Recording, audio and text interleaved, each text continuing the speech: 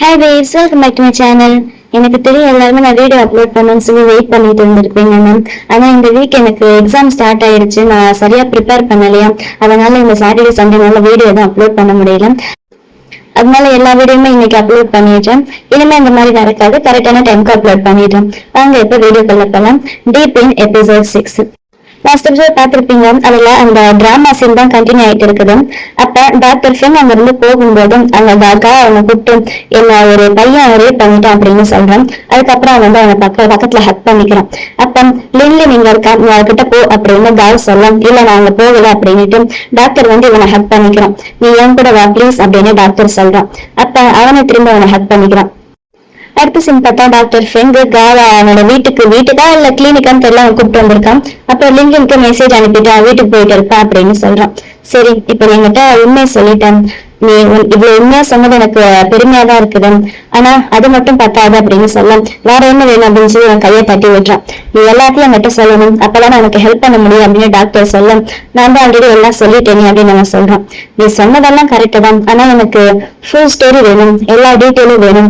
அப்புறம் அப்படி இருந்தாதான் என்னால எனக்கு ஹெல்ப் பண்ண முடியும் அப்படின்னு சொல்ல, அந்த காவுக்கு ஒரு மாதிரி இருக்குது. உன்னால முடியும் எனக்கு தெரியும், சொல்லு அப்படின்றான். அப்ப அவன் ஒரு மாதிரி பார்க்க அவனுக்கு ஒரு மாதிரி அசிங்கமா இருக்குது போல. என்னால எப்படி அதை சொல்ல முடியும், இல்ல என்னால முடியாது அப்படின்னுட்டு கொஞ்ச நேரம் யோசிக்கிறான். அது வந்து எப்பயும் போல நான் வந்து அன்னைக்கு பார்க்கிங் லாக்கு போயிட்டு இருந்தேன். அப்ப யாரோ என் பின்னாடி வர மாதிரி எனக்கு தோணுச்சு. ஆனா நான் அது பெருசா நோட்டீஸ் பண்ணல. அதுக்கப்புறம் நான் கார் கிட்ட போகும்போது யாரோ ஒருத்தவங்க பின்னாடி வந்து என்னை அந்த மாதிரி ரேட் பண்ணிட்டாங்க அப்படின்னு சொல்றான் அந்த சீன். அவன் நிறைய போட்டோ எடுத்தாங்க அப்படின்னுட்டு எனக்கு அதை சொல்லும் போது இப்ப கூட அசிங்கமா இருக்குது அப்படின்னு டென்ஷன் ஆகுறான். நீ கத்துனியா, ஹெல்ப் யாராச்சும் ஆளை கூப்பிட்டியா அப்படின்னு சொல்ல, இல்ல எனக்கு பயமா இருந்துச்சு. அப்ப நான் கத்திருந்தேன், யாராச்சும் வந்திருப்பாங்க.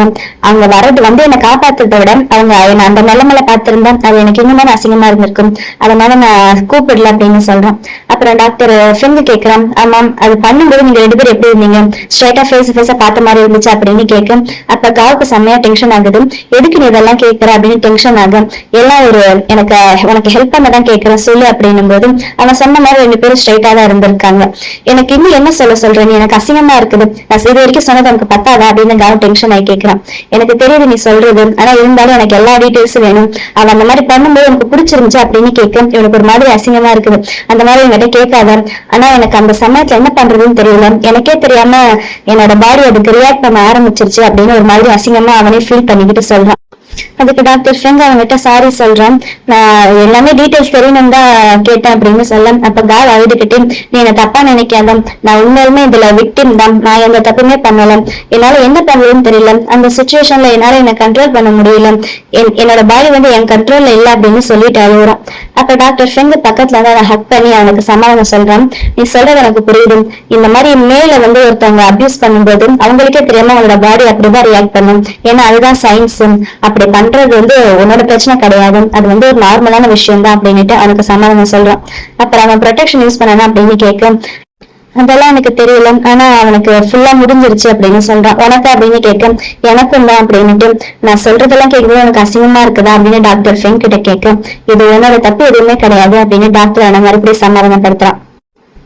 அதுக்கு காயம், அப்படின்னா நீ சொல்றதெல்லாம் உண்மைதானே, இதெல்லாம் சயின்டிபிக் படி கரெக்ட் தானே, அப்படின்னா என் பாடி வேணும்னே அவனை பிடிச்சி போய் அக்செப்ட் பண்ணல, ஏன்னா நான் கண்டிப்பா இந்த மாதிரி பண்ணியிருக்க மாட்டேன்னு தெரியும், நான் கே இல்லதானே அப்படின்னு கேட்கிறான். நீ என்ன சொல்றேன், உன்னோட செக்ஷுவாலிட்டி நீயே கொஸ்டின் பண்ணியா அப்படின்னுட்டு, சரி அதுக்கப்புறம் என்ன பண்ண அப்படின்னு கேட்கிறான்.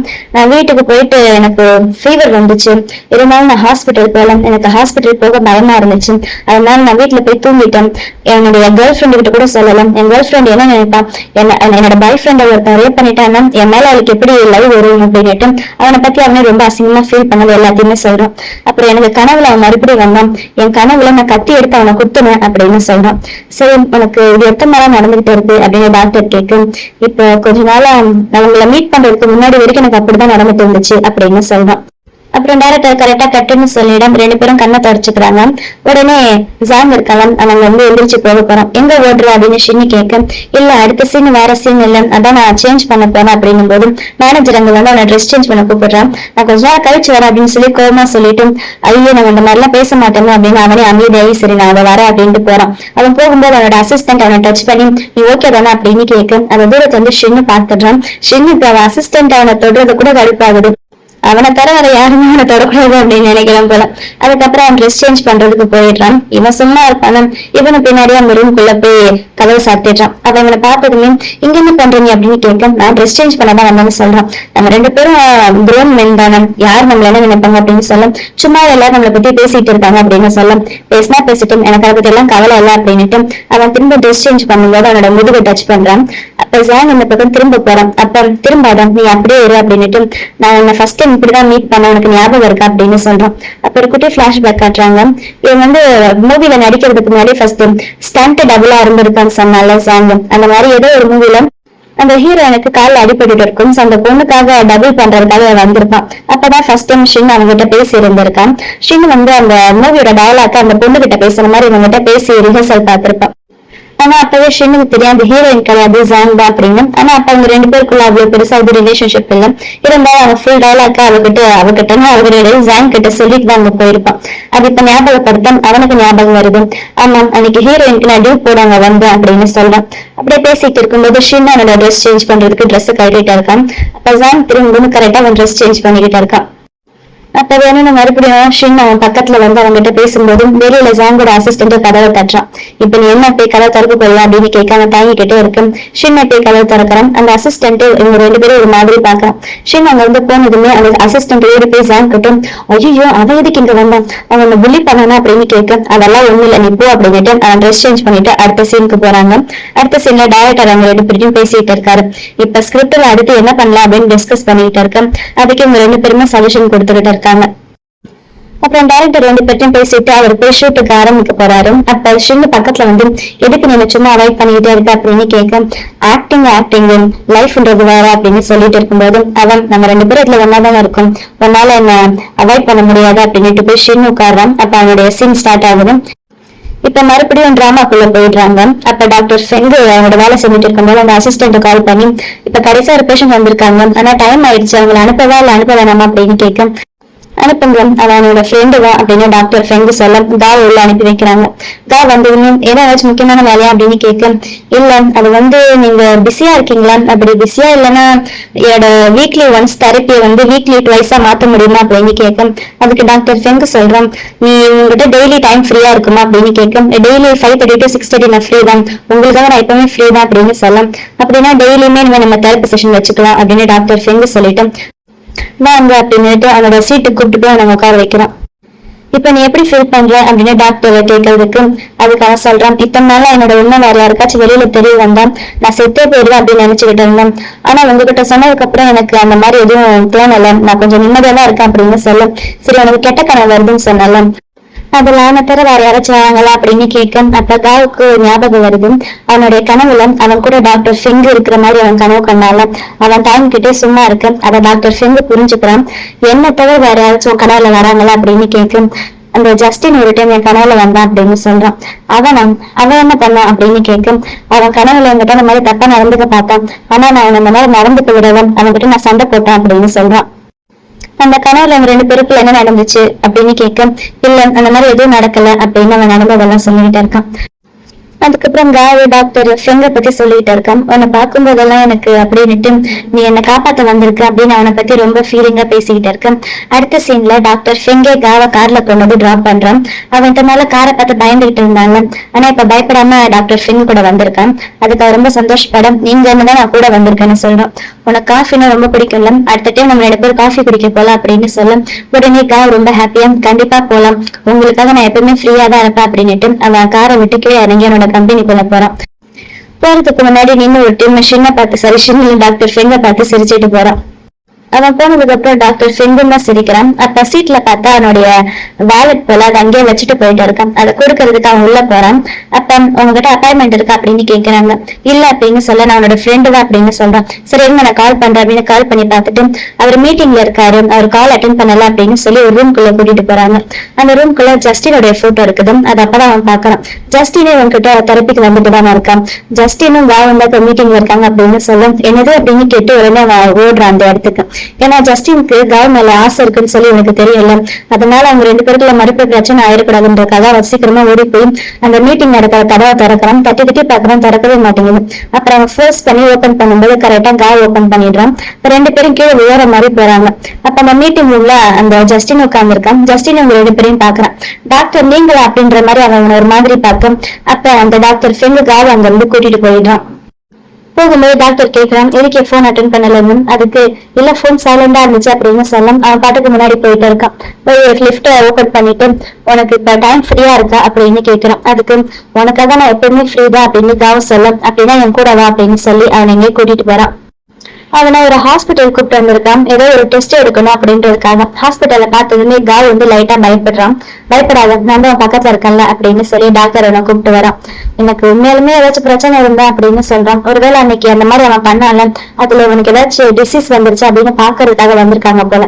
அப்ப டாக்டர் இவன் கையை பிடிச்சு பேசிக்கிட்டு இருக்கான். அங்க சுத்தியில இருக்கிறவங்க எல்லாம் என்னது 2 பசங்க கையை பிடிச்சு பேசுறாங்க அப்படின்னு அவங்க ஒரு மாதிரி பாக்குறாங்க. ஆனா டாக்டர் அதை பத்தி எல்லாம் கவலைப்படாதவா அப்படின்னு சொல்லி அவன் அங்க பிளட் டெஸ்ட் எடுக்க கூட்டிட்டு போறான். அப்புறம் அவனுக்கு பிளட் டெஸ்ட் எடுத்துடுறாங்க. சாம்பிள் எடுத்ததுமே வா அப்படின்னு சொல்லி அவனை கொண்டு வந்து ஒரு சேர்ல உட்கார வைக்கிறான். அங்க இருக்கிறவங்க எல்லாருமே அவங்க 2 பேரும் தான் பாத்துக்கிட்டு இருக்காங்க. நீ இங்கே இருந்த போய் ரிப்போர்ட் வாங்கிட்டு வர அப்படின்ட்டு அங்க இருந்து போறான். அப்ப அவங்க பக்கத்துல இருக்கிற ஒருத்தவன் அது அவன் பாய் ஃப்ரெண்ட், அவன் பாய் ஃப்ரெண்ட் நல்லா பாத்துக்கிறான் அப்படின்னு சொல்ல, இல்ல அவன் பாய் ஃப்ரெண்டு கிடையாது, என்னுடைய டாக்டர் அப்படின்னு சொல்ல அங்க இருக்கிறவங்க சிரிக்கிறாங்க. அப்ப அந்த டாக்டர் ரிட்டர்ன் வந்ததுமே அந்த பையன் கேட்டாலும் அந்த பையன் நீங்க ஒரு டாக்டரா அப்படின்னு அவன் டாக்டர் ஃபெங்கு கிட்ட கேட்க, ஃபெங்கு ஆமான்னு சொல்றான். ஒரு தெரபிஸ்ட் அப்படின்னு சொன்னதுமே, தெரபிஸ்டா அப்படின்னா நான் வந்து உங்களை மீட் பண்ணணும், எனக்கு உங்களை மீட் பண்றதுக்கு அப்பாயின்மெண்ட் கிடைக்குமா அப்படின்னு சொல்ல, உடனே அவனோட கார்டு எடுத்து கொடுக்குறான். வந்து என்ன பாரு, ஃபர்ஸ்ட் செஷன் ஃப்ரீ தான், எப்பவா இருந்தாலும் எனக்கு கால் பண்ணு அப்படின்னு டாக்டர் ஃப்ரெண்டு சொல்ல, அதை கேட்டதுமே காவுக்கு டென்ஷனா அங்க வந்து வெளியில வந்துடுறான். ஏன்னா அவன் அந்த மாதிரி இவன் கிட்ட மட்டும்தான் பேசுவான்னு சொல்லி காவ் நினைச்சிட்டு இருந்தான் போல. டாக்டர் செங்க பின்னாடி வந்து என்ன ஆச்சு, எதுக்கு அவங்க எல்லாம் பேச எனக்கு ஒரு மாதிரி இருக்கு, அவங்க ஏதாச்சும் சொல்லுவாங்க, அதெல்லாம் நீ கண்டுக்காதான், நான் தான் கூட இருக்கல அப்படின்னு சொல்லி அவனை சமாதானப்படுத்திட்டு, இங்க பாரு உன்னோட பிளட் டெஸ்ட் ரிப்போர்ட் வந்துருச்சு, உனக்கு எந்த பிரச்சனையும் இல்லை அப்படின்னு சொல்லி அவனை ஹக் பண்ணிட்டு எதுவும் பிரச்சனை இல்லைன்னு சொல்றான். இவனை எதுவும் சொல்லாம சும்மாதான் நின்றுகிட்டு இருக்கான். அதுக்கப்புறம் காவ் வீட்டுக்கு வந்ததுமே அவன் திங்க் பண்ணி பாக்குறான். அப்படின்னா அவன் நம்ம கிட்ட மட்டும் தான் இந்த மாதிரி பேசிக்கிட்டு இருந்தா நம்ம நினைச்சிட்டு இருந்தோம், அவன் எல்லாருக்கிட்டுமே இந்த மாதிரிதான் பேசுவான் போல அப்படின்னு சொல்லி அவன் ரொம்ப ஃபீல் பண்ணி அழ ஆரம்பிக்கிறான். அப்புறம் நைட்டு தூங்குறதுக்கு முன்னாடி அவனுடைய ஒரு லெட்டர் இருக்கு, அந்த லெட்டர் எடுத்து பாத்துக்கிட்டு இருக்கான். அது வந்து டாக்டர் ஃபெங் அவனுக்காக எழுதினது. இந்த மாதிரி பேஷண்ட்ஸ்க்கு லெட்டர் எழுதுறது அது ஒரு அவனுடைய பழக்கமாமா. அந்த செஷன்ல என்ன நடந்துச்சோ அது அப்படியே அவன் லெட்டரா எழுதுவானாமா. ஆனா இந்த லெட்டர் அவன் என்ன எழுதியிருக்கான்னா, அவன் அன்னைக்கு இருட்டுல உன்னை வந்து காப்பாத்தனால, அதுக்கப்புறம் அன்னைக்கு நீ செஷன்ல ரொம்ப பயந்து இவன் கையில குத்திட்டான்ல, அதெல்லாம் வச்சு பார்க்கும்போது அதுக்கப்புறம் அன்னைக்கு அந்த ஃபவுண்டைன் கிட்ட போய் பக்கத்துல போய் கட்டி பிடிச்சான்ல, இதெல்லாம் நடந்ததுக்கு அப்புறம் தான் எனக்கு புரிஞ்சிச்சு, மத்த பேஷண்ட் மாதிரி நீ எனக்கு ஒரு சாதாரண பேஷண்ட் கிடையாது, ஏன்னா நீ வந்து அவங்கள மாதிரி கிடையாது, நீ வித்தியாசம், நீ ரொம்ப அழகு அப்படின்னுட்டு. உன்னை நான் அழகுன்னு சொல்லக்கூடாது, ஆனா எப்படி சொல்றது, இருக்கிறதுல ரொம்ப அழகான பூவைதான் எல்லாருமே பறிக்கணும்னு ஆசைப்படுவாங்க அப்படின்னுட்டு அவனை மத்தவங்க ஹர்ட் பண்ணாங்கல்ல அதை பத்தி சொல்றான். ஆனா நீ என்ன நம்பி என்கிட்ட எல்லாமே சொன்னல, தேங்க்யூ ஃபார் ட்ரஸ்டிங் மீ அப்படின்னுட்டு. என்னோட இந்த லைஃப்ல நான் அவனை மீட் பண்ண நினைச்சு ரொம்ப சந்தோஷப்படுறேன் அப்படின்னு அவனோட லெட்டரை முடிச்சிருக்கான். அதை படிச்சதுமே இவனுக்கு இன்னும் அழுகதா வருது. அப்ப அழுதுகிட்டு அவனுடைய பர்ஸை எடுத்து பாக்குறான். அதே நேரம் டாக்டர் ஃபெங்கில் அவனோட வேலையை பார்த்துக்கிட்டு இருக்கான். அப்ப அவனுக்கு இவங்கிட்ட இருந்து கால் வருது. இவன் அட்டன் பண்ணி என்ன விஷயம், நைட்டு ரொம்ப லேட் ஆயிடுச்சு அப்படின்னு கேட்க, உன்னோட லெட்டரு, அந்த லெட்டர் எனக்கு வந்துச்சு, நான் இப்பதான் படிச்சேன், எனக்கு புரியல அப்படின்னு சொல்றான். என்ன விஷயம் அப்படின்னு டாக்டர் ஃபெங்கு கேட்க, நீ ஹாஸ்பிட்டல்ல அந்த இன்னொருத்தனுக்கு உன்னோட கார்டு கொடுத்தல, அவனை எப்ப வேணா கால் பண்ணு சொன்னல, நீ எங்கிட்ட மட்டும் தான் அந்த மாதிரி பேசுவேன்னு நினைச்சிட்டு இருந்தேன், அதனால எனக்கு ரொம்ப ஜெலஸா இருக்கு அப்படின்னு சொல்ல, அது சொன்னதுமே டாக்டர் ஃபெங்கு போனை கட் பண்ணி வச்சிடுறான். இதோட எபிசோட் 6 முடியுது. கடைசியில ஒரு ஸ்பெஷல் சீன் வரலாம். அந்த ஸ்பெஷல் சீன்ல இவன் ஹாஸ்பிட்டல் கூப்பிட்டு போகும்போதும் அந்த ஜஸ்டின் இருக்கால, ஜஸ்டின் இவனோட பேஷண்ட் தானே, அவன் அவனுக்கு கால் பண்ணி பேசியிருக்கான். அவன் ஆமா நீ என்னோட பேஷண்ட் தான் அப்படின்னு சொல்லி காவுக்கு தெரியாது அப்படின்னு சொல்லி அவன் போனை கட் பண்றான். இதோட இந்த எபிசோட் 6 முடியுது. வாங்க எபிசோட் 7 பார்க்கலாம். எபிசோட் 6 எங்க முடிஞ்சிச்சு, அங்கதான் எபிசோட் 7 ஸ்டார்ட் ஆகுது. காவு கிட்ட டாக்டர் ஃபெங் ஃபோன்ல பேசிக்கிட்டு இருக்கான். அப்ப ஷூட்டிங்க கட் ஆகுது. அவங்க ஷூட்டிங்க கட்டுன்னு சொன்னதுமே உடனே ஷின் இவன் பக்கத்துல வரான். ஆனா அந்த இடத்துல அந்த மேனேஜர் வந்துட்டு, உங்களுக்கு ஒரு ஷூட் இருக்குது, இந்த டிராமாக்காக போட்டோ ஷூட் இருக்குது, இவங்க 2 பேரும் இப்ப ரெஸ்ட் எடுங்க, அதுக்கப்புறம் போட்டோ ஷூட் பண்ணலாம் அப்படின்னு சொல்லிட்டு இருக்கு. ஷின் ஜாங் கிட்ட நானும் உனக்கு இதே மாதிரி ஒரு லெட்டர் எழுதுவேன் அப்படின்னு சொல்லிட்டு இருக்கேன். அப்புறம் அவங்க பேசுறதுக்குள்ள நடுவுல ஜாங்கோட அசிஸ்டன்ட் இருக்கான்ல, அவ வந்துட்டு வாங்க நம்ம வண்டி வந்துருச்சு அப்படின்னு சொல்லி கூட்டிட்டு போயிடுறான். ஷின்னுக்கு செம கடுப்பா இருக்குது. அப்ப அவனோட அசிஸ்டன்ட் வந்து வாங்க நம்ம கார் வந்துருச்சுன்னு கூப்பிடுறான். ஆனா ஷின்னை வச்ச கண்ணு வாங்காம ஜாங் போன வழியே பாத்துக்கிட்டு இருக்கான். அப்புறம் போட்டோ ஷூட் சொன்னாங்கல்ல, அதுக்காக எல்லாம் ரெடி பண்ணிக்கிட்டு இருக்கேன். ஜாங் வெயிட் பண்ணிட்டு இருக்கான். அப்ப அவனோட சீனியர் இருக்கான்ல அந்த இடத்துக்கு வந்துட்டு இன்னைக்கு என்ன ஷூட்டிங்ல எப்படி போச்சு அப்படின்னு பேசிக்கிட்டு இருக்கான். அப்ப ஜாங்கோடைய அசிஸ்டன்ட் அவங்க 2 பேரும் காஃபி வாங்கிட்டு வரான். அவன் பாட்டுக்கு அவன் வேலையை பார்த்துக்கிட்டு இருக்கான். அப்ப அந்த இருக்கான்ல வேணும்னு ஜாங் கிட்ட கிண்டல் பண்ணி விளையாடிட்டு இருக்கான். உன் கண்ணு கிட்ட டாக் சத்தம் இருக்கு, நைட்டு நீ சரியா தூங்கலையா அப்படின்னு ஜாங் அவன்கிட்ட கேட்க, என்ன பண்றது என் ஒய்ஃப் கூட சும்மா ஏதாச்சும் பிரச்சனை பண்ணிக்கிட்டே இருக்கா அப்படின்னு சொல்லிட்டு இருக்கான். உன் ஒய்ஃப்க்கு நீ இதுல நடிக்கிறதுல இஷ்டம் இல்லையா அப்படின்னு ஜாங் கேட்க, என்ன பண்றது அவனோட ஒய்ஃப் இல்ல, கேர்ள் ஃப்ரெண்டா இருந்தா இதுக்கெல்லாம் சின்ன சின்ன விஷயத்துக்கெல்லாம் சண்டை போடுவான், ஆனா ஒய்ஃப்ன்றதெல்லாம் புரிஞ்சுக்குவா அப்படின்னு சொல்லிட்டு இருக்கும்போது அந்த இடத்துக்கு ஷின்னு வந்துடுறான். ஷின்னு உள்ள வந்து பார்க்கும்போது பக்கத்துல ஜாங் பக்கத்துல உட்காந்துட்டு இருக்காள். அவன் கடுப்பாயிட்டு அங்க வந்து பேசாம போயிடுறான். அதை அந்த நோட்டீஸ் பண்ணிடுறான். யார் அது இப்ப வந்தது அப்படின்னு கேட்டுக்கிட்டு இருக்கு. அதான் அந்த சைக்கோ அப்படின்னு சொல்றான். சைக்கோவா, யார் இந்த சைக்கோ அப்படின்னு அந்த அசிஸ்டன்ட் ஆர்வமா கேட்கிறான்.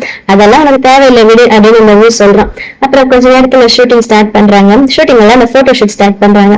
ஃபர்ஸ்ட் ஷின்னு நிக்க வச்சுதான் போட்டோ எடுத்துக்கிட்டு இருக்கான். ஜாங் வந்ததுமே ஷின் அவனே வச்சக்கன்னு வாங்காம பாத்துக்கிட்டு இருக்கான். அங்க நிறைய ஃபிளவர்ஸ் வச்சிருக்குது. எதுக்கு இத்தனை ஃபிளவர்ஸ் இருக்குது அப்படின்னு ஜாங் கேட்க, அந்த ரிலேஷன்ஷிப்பை ரெப்ரசென்ட் பண்றதுக்குதான் அப்படின்னு சொல்லிட்டு இருக்கேன். அப்பவும் இருக்கான்ல, அவன் ரெட் கலர் ரோஸ் எடுத்து அவன்கிட்ட கொடுக்குறான். அதுக்கு ஜாங் இல்ல இதுக்கு ரெட் ரோஸ் கரெக்டா வராது, காவோடைய லவ் டாக்டர் ஃபின்னுக்கு வந்து ஒயிட் ரோஸ் மாதிரி அப்படின்னு சொல்ல கரெக்டா அப்ப அந்த இடத்துக்கு ஷின்னு வந்துடுறான். அவன் அதான் கரெக்ட் அப்படின்னுட்டு ஒயிட் ரோஸை கட் பண்ணி அவன் அதை ஜாங் கையில கொடுக்குறான். ஆனா ஊக்கு கடுப்பாகுது. நீ எதுக்கு எங்களோட இதுக்குள்ள வந்து தலையிடுற அப்படின்னு சொல்ல, நான் ஒண்ணு அப்படின்னு சொல்லி நான் ஒண்ணு உன்னோட சீன் எதுவுமே ஸ்டீல் பண்ற மாதிரி தெரியல, நீ தான் அப்படின்னு சொல்லிட்டு இருக்கு. அப்ப அங்க போட்டோகிராஃபர் நின்னுகிட்டு இருக்காங்க. அந்த ஊருக்கால நீங்க தானே போட்டோகிராஃபர், நீங்களே சொல்லுங்க ரெட் ரோஸா ஒயிட் ரோஸா அப்படின்னு கேட்க, என்னையா சரி நீங்க 2 பேருமே ரெட் ரோஸ் ஒயிட் ரோஸ் 2மே ட்ரை பண்ணுங்க அப்படின்னு சொல்லிடுறாங்க. ஃபர்ஸ்ட் ஊவையும் ஜாங்கையும் வச்சு போட்டோ எடுக்கிறாங்க. அப்ப வந்து அவங்க ரெட் ரோஸ் யூஸ் பண்றாங்க. அப்ப அவங்க 2 பேரும் க்ளோஸா இருக்கு, இது பத்தாது இன்னும் கொஞ்சம் இன்டிமேட்டா காட்டணும் அப்படின்னு சொல்ல உடனே வந்து ட்ரெஸ் எல்லாம் ரிமூவ் பண்ணிட்டு ஸ்போஸ் கொடுக்குறான். அந்த ஜாங்கோட அசிஸ்டன்ட் இருக்கால அவனால அதை பார்க்க கூட முடியல. அவனுக்கு ஒரு மாதிரி இருக்குது. ஷின்னுக்கும் சொல்ல வேணாம், அவனுக்கு செம்ம கடுப்பா இருக்குது. இவங்க 2 பேரும் போஸ் கொடுத்துக்கிட்டு இருக்கு. அந்த ரெட் கலர் ரோஸ் அப்படியே நசுங்குது. கொஞ்ச நேரத்துல ஓகே போதும் அடுத்து நீங்க வாங்க அப்படின்னு சொல்லி ஷின்னையும் ஜாங்கையும் கூப்பிடுறாங்க. ஜாங் அந்த ரெட் ரோஸை கைக்கிட்டு ஒயிட் ரோஸை எடுத்ததுமே ஷின்னுக்கு செம்ம ஹாப்பி ஆயிடுது. அப்புறம் அவங்க 2 பேரையும் போஸ் கொடுக்க சொல்றாங்க. ஷின்னு ஜாங் பக்கத்துல போயிட்டு என்ன மறுபடியும் இந்த ரோஸ் கசக்க போறோமா அப்படின்னு கிண்டலா கேட்டுட்டு அவன் குத்தி வச்சிருந்தான ஷர்ட்ல அந்த ரோஸ் அவன் கையில எடுத்துக்கிறான். நசுங்குது அப்படின்றதுக்காக போஸ் கொடுக்க சொன்னா பையன் உண்மையாலுமே கிஸ் பண்ணிட்டு இருக்கான். ஓகே இது போதும் அடுத்து வேற மாதிரி போஸ் கொடுங்க அப்படின்னு அந்த போட்டோகிராஃபர் சொல்ல அவன் மறுபடியும் அவன் பக்கத்துல வந்துட்டு, நான் உங்ககிட்ட சொல்லணும்னு நினைச்சிட்டு இருந்தேன், நீ சொன்ன இந்த ஷோ இந்த நடிப்பெல்லாம் ஃபேக்குன்னு, இந்த ஷோ தானே ஃபேக்கு, நான் ஃபேக் கிடையாது அப்படின்னு சொல்லிட்டு இருக்கேன். ஜாங் அந்த ரோஸை வாயில வச்சுட்டு 2 பேரும் கிஸ் பண்றாங்க. அந்த போட்டோ ஷூட்காக தான் கிஸ் பண்றாங்க. ஆனா ஜாங்கோட அசிஸ்டன்டால அதை பார்க்க கூட முடியல. அவனுக்கு செம்ம கடுப்பாகுது. அந்த அதே மாதிரிதான் அவனும் கடுப்பா தான் பாத்துக்கிட்டு இருக்கான். அந்த ஷூட்டிங் முடிஞ்சதுமே வந்து ஷின்னு கிட்ட பேசுறதுக்கு வரான். அவனோட அசிஸ்டன்ட் வெளியில போக சொல்றான். அப்புறம் பக்கத்துல உட்காந்துட்டு என்ன விஷயம் அப்படின்னு ஷின்னு அவனை பார்த்து கேட்க, நான் ஆல்ரெடி அவங்ககிட்ட சொன்னேன் அவங்ககிட்ட இருந்து விலகிற அப்படின்னு சொல்ல, நான் எதுக்கு அந்த மாதிரி பண்ணணும் அப்படின்னு ஷின்னு அசால்ட்டா கேட்கிறான். நீ சும்மா விளையாடிக்கிட்டு இருக்கியா, ஏன் உனக்கு புரியலையா, நீ வந்து ஒரு பெரிய ஆக்டர், ஏதாச்சும் தப்பு பண்ணா உன் மேல எந்த பிரச்சனையும் வராது, ஆனா அவன் இப்பதான் ஆக்டிங் கரியரே ஆரம்பிச்சிருக்கான், அவன் மேல ஏதாச்சும் தப்பு வந்தா அதுக்கப்புறம் அவனோட கரியரே முடிஞ்சிடும் அப்படின்னு சொல்லிக்கிட்டு அவங்ககிட்ட செம்ம கோமா பேசிக்கிட்டு இருக்கான். அப்ப வெளியில ஜாங் அந்த அசிஸ்டன்ட் வந்துடுறாங்க. ஜாங்க கேட்டுக்கிட்டு இருக்கான். அந்த ஷின்னோட அசிஸ்டன்ட் உள்ள போக வேணாம் அப்படின்னு சொல்றான். ஆனா ஜாங் கேட்காம கதை தந்துட்டு உள்ள போயிடுறான். போய் ஊக்கிட்ட நீங்க எதுக்கு இதுல தலையிடுங்க, எதுவா இருந்தாலும் நான் அவங்ககிட்ட பேசிக்கிறேன் அப்படின்னு சொல்லிட்டு வெளியில அனுப்பிடுறான். அந்த போனதுமே ஜாங் அவன்கிட்ட எதுக்கு அவன்கிட்ட சும்மா அந்த மாதிரி ஜோக் பண்ணிட்டு இருக்க அப்படின்னு கேட்க, நான் ஒன்னும் ஜோக் பண்ணல, நான் உண்மையாதான் சொல்றேன் அப்படின்னு சொல்றான். நீ என்ன சொல்ற அவனுக்கே புரியுதா அப்படின்னு ஜாங் கேட்க, ஏன் உனக்கு என்ன பிடிக்கலையா அப்படின்னு ஷின்னு கேட்கிறான். அதுக்கு ஜாங் அமைதியா இருக்கு மட்டும் என்ன சொல்றேன், நம்ம 2 பேரும் ஸ்ட்ரெயிட் தானே அப்படின்னு கேட்க உடனே ஷின்னு பக்கத்துல அவனை கிஸ் பண்றான். ஒரு நிமிஷம் ஷாக் ஆனாலும் மறுபடியும் ஜாங் அவனை கிஸ் பண்றான். பாத்தியா உனக்கே தெரியவில்லை, அப்ப எதுக்கு என்ன அவாய்ட் பண்ற அப்படின்னு கேட்க, அதுக்கு எனக்கு இன்னும் என்ன பண்றதுன்னு புரியல அப்படின்னு சொல்றான். நீ ஒன்னும் கவலைப்படாத, உனக்கு என்ன பண்றதுன்னு சொல்லி நான் சொல்லி தரேன், அவன் பக்கத்துல இருப்பேன் அப்படின்னு ஷின்னு சொல்றான். அப்புறம் வீட்டுக்கு அவங்களோட ஹோட்டல் ரூம்க்கு ரிட்டர்ன் போறாங்க. அப்ப ஜாங் வந்து ஷின்னுடைய கார்ல தான் வந்துகிட்டு இருக்கான். அப்ப முன்னாடி ஷின்னோட அசிஸ்டன்ட் உட்காந்துட்டு இருக்கான். அவன் இருக்கான்னு கூட பார்க்காம வேணும்னே ஜாங்கோட கையை பிடிச்சு என்னோட காலில் வைக்கிறான். அப்ப அந்த அசிஸ்டன்ட் திரும்ப பார்த்துட்டு ஒரு மாதிரி லைட்டா சிரிச்சுட்டு இந்த பக்கம் திரும்பிடுறான். பரவாயில்ல ஷின்னோட அசிஸ்டன்ட் நல்லா அண்டர்ஸ்டாண்டிங்கா தான் இருக்கான், அவனை பத்தி நல்லா புரிஞ்சு வச்சிருக்கான். அப்புறம் அவங்க அவங்களோட ஹோட்டல் ரூம்க்கு வந்துடுறாங்க. அந்த லிஃப்ட்ல அவங்க 2 பேரும் தனியா இறங்கும் போது ஷீனை திரும்பி அவனோட அசிஸ்டன்ட பார்க்க அவனோட அசிஸ்டன்ட் வாயில ஜிப்பு போட்ட மாதிரி காட்டுறான், நான் யார்கிட்ட எதுவும் சொல்ல மாட்டேன் அப்படின்ட்டு. ஷீனு சாங்கோட கையை பிடிச்சு ரூம்க்கு கூட்டிட்டு போக பாக்குறான். ஆனா சாங்கு பயப்படுறான். எதுக்கு பயப்படுறான்? எனக்கு இப்போ உன்னை கிஸ் பண்ணும் போல இருக்குது, உன்னை கிஸ் பண்ணி என் பக்கத்துல இருக்கு அப்படின்னு என்னென்ன பண்ணணும்னு ஆசைப்படுறான் அதெல்லாம் சொல்லிட்டு இருக்க சாங்கு குறை வெக்கமா வருது. வா அப்படின்னு நம்ம கையை பிடிச்சு கூட்டிட்டு போறான். ஆனா கரெக்டா ஷீனோட ரூம் வாசல்ல ஷீனோட கேர்ள் ஃபிரெண்ட் நிக்கிறான். அவளை பாத்துக்கிட்டு 2 பேரும் கையை விட்டுடுறாங்க. ஓடி வந்து ஷீனு கிட்ட நின்று பேச சாங் ஒரு மாதிரி பாத்துக்கிட்டு இருக்கான். அந்த பொண்ணு சாங் கிட்டையும் பேசிட்டு சரி நான் கிளம்புறேன் அப்படின்னு சாங் அங்க இருந்து போக போறான். ஷீனு அவன் பின்னாடியே போக போறான். ஆனா அந்த பொண்ணு என்ன நீ எங்க போற, நான் எவ்வளவு மிஸ் பண்ண தெரியுமா, நீ என்ன மிஸ் பண்ணதானே அப்படின்னு ஷின்னு கிட்ட பேசிட்டு இருக்கேன். இங்க சாங் அவனோட ரூம்க்கு வந்துடுறான். ரூம் கதவை சாத்திட்டு அங்கேயே உட்காந்துட்டு அவனுக்கு ஒரு மாதிரி ஆயிடுது, அழுத வர மாதிரி ஆயிடுது.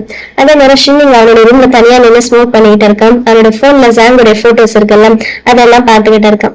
அப்ப அவனோட கேர்ள் ஃபிரெண்ட் கையில 2 காண்டம் கொண்டு வந்துட்டு எது வேணும் எந்த பிளேவர் வேணும் அப்படின்னு கிண்டல் பண்ணிட்டு இருக்கா. கிண்டல் பண்ணல ஒரு நிஜமாதான் கேட்டுக்கிட்டு இருக்கான். அப்புறம் ஷின்னு பக்கத்துல போய் உட்காந்துட்டு அவங்ககிட்ட ஒட்டி ஒட்டி கொஞ்சம் பேசிட்டு இருக்கான். ஆனா ஷின்னு இன்ட்ரெஸ்ட் இல்லாத மாதிரி நான் உனக்கு வேற ஒரு ரூம் புக் பண்ணி தரேன், எப்படி அங்க ரெஸ்ட் எடும், எனக்கு கொஞ்சம் வேலை இருக்குது அப்படின்னு சொல்லி அவனை தனியா அனுப்பி வைக்கிறான். என்ன சொல்ற நீ அப்படின்னு தாய் கிட்டே கேட்கும். அவன் பாட்டுக்கு பதில் சொல்லாம அங்க இருந்து எந்திரிச்சு போயிடுறான். அவன் ஸ்ட்ரைட்டா சாங்கோட ரூமுக்கு தான் போறான். போய் கதவை தட்டிட்டு இருக்கான். சாங் உள்ளதான் உட்காந்து அழுதுகிட்டு இருக்கான். ஆனா அவன் கதவே திறக்க மாட்டான். ஷின்னு தட்டிக்கிட்டே இருக்கான். நான் சொல்றது கொஞ்சம் கேளு, என்னால எல்லாத்தையும் ஹேண்டில் பண்ண முடியும், பிளீஸ் கதவை தர அப்படின்னு ஷின்னு சொல்ல. ஆனா சாங் கதவை திறக்க மாட்டான். அடுத்த நாள் ஷூட்டிங்க்கு அந்த ஷின்னோட கேர்ள் ஃபிரெண்ட் வந்திருக்கான். அவன் டைரக்டர்கிட்ட பேசிட்டு இருக்கும்போது ஷின் அங்க வரான். அவன் ஏதோ அவங்க 2 பேரோட ரிலேஷன்ஷிப்பை பப்ளிக் பண்றதை பத்தி பேசிக்கிட்டு இருக்கான். இப்ப எதுக்கு அதெல்லாம் அப்படின்ற மாதிரி ஷின்னு கேட்க அப்ப கரெக்டா ஜாங் அங்க வந்துட்டு ஷின் அவனையே பாத்துக்கிட்டு இருக்கான். ஷின்னோட கேர்ள் ஃபிரெண்ட் அதை பாத்துடுறான். ஜாங்க பாத்துட்டு இவன் ரொம்ப ஹேண்ட்ஸமா இருக்கான்ல, நேத்து பாத்துட்டு இப்ப ஹேண்ட்ஸமா இருக்கான் அப்படின்னு சொல்ல அதுக்கு ஷின்னு சொல்றான் அவன் மேக்கப் இல்லாம பாக்குறதுக்கு இன்னும் நல்லா இருப்பான் அப்படின்னு சொல்ல அந்த பொண்ணு அவனே ஒரு மாதிரி பாக்குறான். எனக்கு அவங்க மேக்கப்போட பார்க்க பிடிச்சிருக்குது, உனக்கு மேக்கப் இல்லாமதான் பார்க்க பிடிச்சிருக்குது அப்படின்னு கேட்கும். அவன் அதெல்லாம் கண்டுக்காம ஜாங்கே பாத்துக்கிட்டு இருக்கான். அப்ப டைரக்டர் ஜாங் கிட்ட என்ன ஆச்சு, உன் கண்ணெல்லாம் வீங்கி இருக்குது, நைட்டு சரியா தூங்கலையா அப்படின்னு கேட்டுட்டு அவன் கண்ணுக்கு அழுகுற சீன் போல சோ கண்ணுல டிராப்ஸ் போட சொல்றாங்க.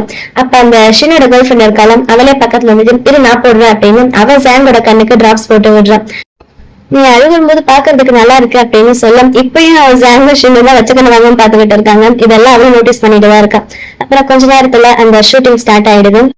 டாக்டர் ஃப்ரெண்ட் பக்கத்துல வந்து காவ் கிட்ட பேசுற மாதிரி சீன். ஆனா அந்த சீன் கரெக்ட் கிடையாது அப்படின்னு டைரக்டர் பக்கத்துல வந்து இல்ல நீங்க வேற மாதிரி சேஞ்ச் பண்ணணும் அப்படின்னு சொல்லிட்டு போயிடுறாரு.